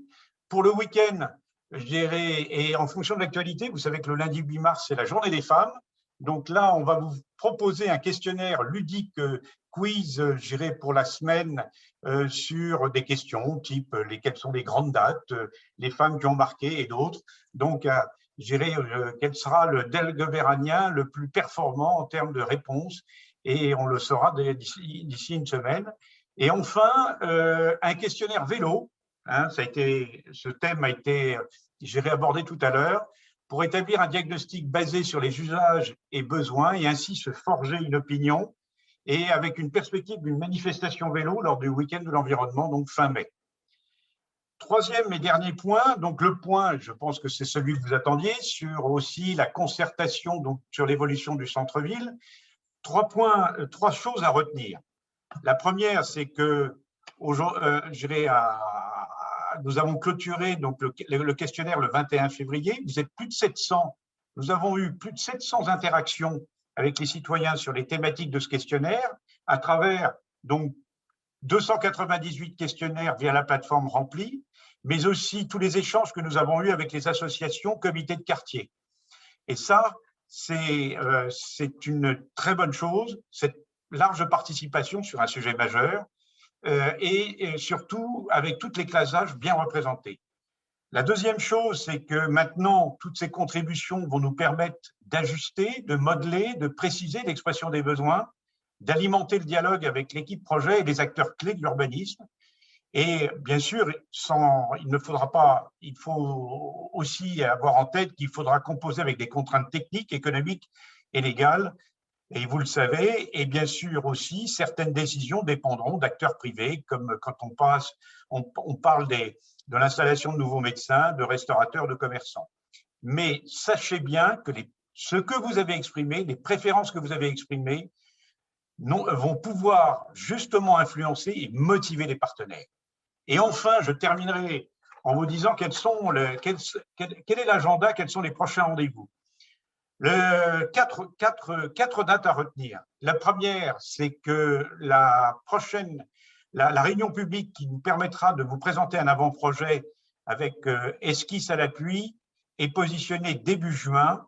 Il y a un petit décalage par rapport à ce que nous avions prévu parce qu'effectivement, il y a un travail considérable à mener avec les différents acteurs avant de vous présenter quelque chose à la lumière de ce que vous avez exprimé. D'ores et déjà, dès mardi prochain, nous allons mettre en ligne sur la plateforme une restitution qui vous donnera accès aux données brutes du questionnaire et à une synthèse sur les 5 thèmes avec les principaux verbatim. En parallèle, on prévoit de poursuivre le dialogue avec les associations qui se sont exprimées, et ceci se passera sur la deuxième quinzaine de mars. Et enfin, et surtout, le dialogue citoyen va continuer au-delà des 4 parcelles. Vous avez exprimé d'autres enjeux autour de la place Charles de Gaulle notamment, qui touchent autant le lien social, les problèmes intergénérationnels, en fait la dimension rencontre, des questions autour des circulations douces, comment aussi on va relier les différentes centres, et aussi l'aspect écologique, végétal, notamment de la place Charles de Gaulle. C'est toute la vocation future de la place Charles de Gaulle qui est en jeu, et c'est ainsi que nous allons concrètement ouvrir à partir du 20 mars, sur 3 mois, ce dialogue sur la place Charles de Gaulle, et ainsi mobiliser toute votre créativité, toute l'intelligence collective, gérée des Dagobéraniens, pour vraiment imaginer demain le futur de la place Charles de Gaulle, qui est le vrai poumon de la ville. Voilà ce que j'avais à vous dire ce soir sur ce sujet. Merci Luc. Alors on va enchaîner avec Philippe et puis après on finira par le dernier jeu de questions-réponses. Comme ça, s'il y en a qui veulent nous quitter, ils pourront nous quitter. Et puis s'il y a quelques questions, on y répondra. Juste un point d'une précision, mais qui est importante par rapport à l'intervention de Luc. Ce soir, on est sur un Zoom où on est dans de la transmission d'infos générales. Dans les questions qui seront posées, ce n'est pas un Zoom dédié au sujet du cœur de ville. Donc, on sera sur des questions qui seront limitées, mais bien sûr, on posera. N'hésitez pas à poser des questions dans d'autres contextes pour qu'on puisse y répondre le plus convenablement possible. Je te laisse la parole, Philippe, oui. Et après, on fait le dernier échange de questions-réponses et on laissera tout le monde aller manger. Voilà. Oui, bonsoir à tous, ravi de partager ce moment convivial d'information avec vous tous et merci de rester aussi longtemps avec nous. Donc moi, c'est un point, comme Julien le disait, qui s'est rajouté à l'agenda aujourd'hui, donc je vais être assez bref, mais il fait suite à, et je l'exprime ce point au titre d'une délégation nouvelle de ce nouveau mandat qui est, que vous pouvez lire normalement si vous voyez derrière moi, qui est en patrimoine arboré et forêt, donc c'est une nouvelle délégation. Et ce sont des inquiétudes récentes sur les coupes de l'ONF liées à la maladie de l'encre. Donc, je vais mettre dans le chat un lien vers le site de l'ONF où vous allez trouver beaucoup d'informations sur la maladie de l'encre. Mais pour être très bref, ça touche le châtaignier, qui est la deuxième espèce la plus représentée en Île-de-France. C'est une maladie qui, ça fait des siècles en fait qu'elle est présente. Surtout c'était au 19e jusqu'au milieu du 20e. Elle est réapparue malheureusement dans les années 1990-2000 et puis il y a quelques années en Île-de-France. Donc c'est pour être très bref, mais vous pouvez lire tout ça en détail, c'est un pathogène microscopique qui s'appelle Phytophthora et qui, avec l'humidité, en fait, nécrose les racines et empêche l'arbre de se nourrir. Donc les arbres se dessèchent et meurent. Et ce qui est très, très malheureux dans ce cas-là, c'est qu'on ne peut pas les sauver. Il n'y a aucune solution pour les sauver. Alors, la petite bonne nouvelle, on va dire, juste autour de nous, on a moins de châtaigniers que la moyenne sur l'Île-de-France. La moyenne de l'Île-de-France, c'est 34%. Sur les zones autour de Fosses Repose, notamment sur Fosses Repose, on attend des confirmations. J'ai eu l'ONF en ligne, on attend une confirmation sur les parcelles qui sont affectées autour de nous et qui vont subir quelques coupes, mais on serait a priori de l'ordre de 10% de châtaigniers sur les parcelles Fosses Repose autour de nous. À savoir que les zones de forêt domaniale qui sont les plus touchées sont Montmorency, Marly, la Malmaison, et c'est pour ça qu'on en parle beaucoup en ce moment, et Versailles.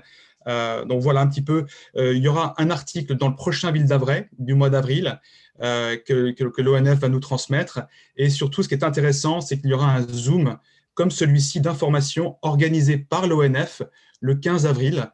La date sera notée dans le journal, il y aura un QR code pour vous connecter à cette réunion d'information organisée par l'ONF spécifiquement sur ce thème de la maladie de l'encre qui touche sévèrement l'Île-de-France. Je vous mets le lien tout de suite dans le chat que je vous ai promis, qui vous amènera à la page du site de l'ONF sur toute la maladie, sur ce thème, avec des informations assez intéressantes sur notamment comment ils arrivent à détecter très précisément le pourcentage par parcelle. Voilà, j'ai terminé. Merci. Merci Philippe. Donc je vais essayer maintenant, au fil des questions qui sont tombées, de poser les questions. Alors, il y a des questions complexes auxquelles on ne peut pas répondre ce soir. Et par exemple, il y en a une sur la vision de Ville d'Avray dans quelques années qu'on pourrait avoir et qu'on demande de partager ce soir. Il est déjà 20h, ça serait long de prendre la parole pour pouvoir échanger là-dessus. Donc, j'ai échangé avec notre maire qui encourage la personne qui a posé la question à prendre rendez-vous avec elle pour qu'elle puisse avoir un entretien et expliquer le sujet. Il y a d'autres questions qui sont posées sur des travaux en cours avec quelques aléas. De la même manière, c'est compliqué d'y répondre ce soir. Donc, ce que j'encourage les gens qui ont posé ces questions-là, je ne vais pas citer les noms parce que ça pourrait mettre les gens mal à l'aise, à prendre contact avec Elisabeth de Préaumont pour qu'on puisse prendre les questions par mail, si vous pouvez, et qu'on puisse répondre à chacune des questions qui seront posées suite à ce qui a été dit. Je ne sais pas si… de quoi ? Donc là, Philippe a mis en ligne le lien suite à son intervention. Là, on va afficher à l'écran les prochaines échéances. Donc, je ne vois pas de gens qui lèvent la main pour poser de questions supplémentaires. Donc, voilà, on va rester là-dessus parce qu'il est déjà 20h05. Donc, on a dérapé de 30 minutes par rapport à l'objectif qu'on s'était fixé. On vous a affiché un questionnaire par rapport à l'événement de ce soir, parce que notre ambition aussi, c'est à chaque fois de s'améliorer dans l'interaction, dans le format, dans la manière dont on vous propose les choses. Donc, n'hésitez pas à répondre au sondage. Et puis, j'ai une dernière question. Si j'ai une main levée qui est Jérôme Lermine. Donc, Jérôme, on va vous redonner la parole. Je pense que vous allez être le mot de la fin avant la conclusion de Aline. Et il y a aussi Corinne qui a levé la main, à qui on va donner la parole. Et puis ensuite, Aline fera la conclusion et on se quittera là-dessus. Alors, Jérôme, je vous laisse poser la question. Oui, on me voit. On m'entend, c'est bon? On vous entend. Ouais. Moi, alors, je vais juste dire une chose qui n'est pas du tout pour faire de polémique, hein, d'accord? Ce n'est pas dans mon objectif. Mais tout à l'heure, Jérôme Gacouin a dit par rapport au chantier de la Ronce, etc., que voilà, vous ayez pris des décrets, ce qui est très bien. Je voulais juste dire que parfois, il faut un petit peu anticiper parce que le projet de la Ronce, en tant que parent d'élèves, on en parlait déjà depuis au moins 3 ans et demi. On avait rencontré Gessina pour essayer de mettre en place des procédures vis-à-vis des enfants, etc. Et c'est vrai que la mairie n'a pas été assez réactive, en tout cas en amont pour préparer les chantiers. Et vu qu'il va y avoir d'autres chantiers, avenue de Versailles, rue Grange-Fontaine, etc., je pense que, mais ce n'est pas polémique, hein, je dis ça juste comme ça, je pense qu'il faut un petit peu anticiper les choses et prendre les arrêtés avant que les camions se mettent en travers de la route. Voilà, c'était juste un conseil d'habitants de Ville d'Avray. D'accord, merci pour la remarque. Hein. Bon, juste pour compléter ce que vous venez de dire, c'était prévu dans le contrat, mais on est toujours dans un jeu où il y a des gens qui essayent toujours de forcer le système. Donc, par rapport aux obligations contractuelles que le prestataire avait, on a renforcé le sujet suite aux événements qui ont eu lieu récemment et qu'on a tous constaté. D'ailleurs, on vous remercie pour les photos que vous nous remontez et qu'on remonte aussi nous-mêmes, puisque chaque semaine, avec Jérôme Gacouin, on a rendez-vous avec Gessina et ces photos nous servent et elles sont extrêmement précieuses pour pouvoir mettre la pression aux gens qui interviennent sur l'opération. Donc, je vais donner la parole à Corinne. Je précise bien que quand on ne répond pas aux questions ce soir, c'est parce qu'elles sont complexes ou longues et qu'on préfère avoir le temps d'avoir ces questions-là, d'être dans un temps plus long pour pouvoir bien prendre les renseignements dont vous avez besoin pour pouvoir y répondre. Corinne, je vous laisse la parole et puis ensuite, je te redonnerai la parole à Aline pour clôturer notre rendez-vous de ce soir. Corinne, vous pouvez prendre la parole.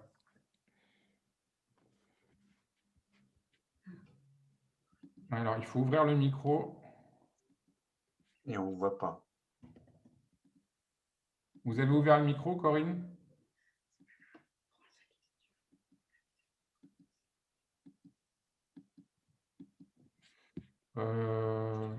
Non, non, je sais que vous avez posé une question sur les travaux de la route Sèvres et c'est une question qui évidemment nécessite une réponse. Et là, on voudrait être dans un temps plus long pour pouvoir vous répondre par mail. Je ne sais pas si c'était cette question-là que vous vouliez poser, mais quoi qu'il arrive, on vous répondra puisqu'on en a pris note avec Elisabeth de Préaumont pour pouvoir faire une réponse. Aline, je te redonne la parole du coup, puisque j'ai plus de personnes qui veulent intervenir et puis il y a une dizaine de personnes qui nous ont quittés. Donc, je te laisse le mot de la fin. Je remercie tout le monde d'avoir respecté les règles du jeu au départ, puisque sans cette bienveillance, il ne peut pas y avoir ce type d'animation. Donc, ça, c'est mon mot de la fin et je te laisse le mot de la fin, Aline. Merci. Merci Julien, merci à tous mes collègues qui ont été présents pour partager nos actualités municipales et échanger avec vous et recueillir vos questions. Il y a évidemment des questions de grands enjeux auxquels on répondra au fur et à mesure. On est tout à fait conscient qu'en particulier, toutes les questions d'urbanisme et liées à l'avenir de la ville sont importantes, mais aussi parfois, c'est des questions liées à la vie quotidienne qui sont tout à fait essentielles. Je vous remercie aussi de votre présence. Je vous remercie d'avoir partagé vos retours d'expérience, y compris avec des partenaires extérieurs, qu'il s'agisse des centres de vaccination, qu'il s'agisse des opérateurs de téléphonie, qu'il s'agisse évidemment aussi parfois des bailleurs ou de tout ce qu'il y a, tous les chantiers que vous vivez dans la ville. Pour nous, ces retours sont extrêmement importants. Donc voilà, n'hésitez pas à nous les faire de façon à ce qu'on puisse nous aussi les relayer. Je vous remercie aussi effectivement pour la convivialité de cet échange, pour voilà, ce temps de l'apéritif qu'en fait on a passé ensemble, même si voilà, nous étions chacun de notre côté. Je vous souhaite beaucoup de bonnes choses pour les semaines à venir. Pour tous ceux qui cherchent à se faire vacciner, d'y arriver. Pour les autres, encore du courage, pour tous, encore un peu de courage et voilà, on prend sur soi et on traversait cette période où on doit encore faire extrêmement attention. Nous avons bon espoir d'en sortir. Je remercie aussi tous ceux qui, dans la ville, prennent des initiatives heureuses, joyeuses, positives. Nos artistes, effectivement, qui nous ont proposé ces expositions. Mais voilà, toutes les démarches qui font que vivre ensemble à Ville d'Avray, ça peut être joyeux et sympa, sans oublier bien sûr les difficultés qu'il faut que vous nous remontiez et que nous allons surmonter ensemble. Voilà, très bonne soirée à tous et à bientôt. Merci, au revoir et bon appétit, bon week-end. Au revoir. Bonsoir à tous. Merci, bonsoir. Bonsoir à tous et merci beaucoup. Bonsoir. Merci, bonsoir. Merci à toutes et à tous. Bonne soirée. Merci, bonsoir. Bonne soirée à tous et bon Bonsoir, bonne soirée. bonsoir à tous. Bonsoir, bonne soirée et bon week-end. Bon week-end.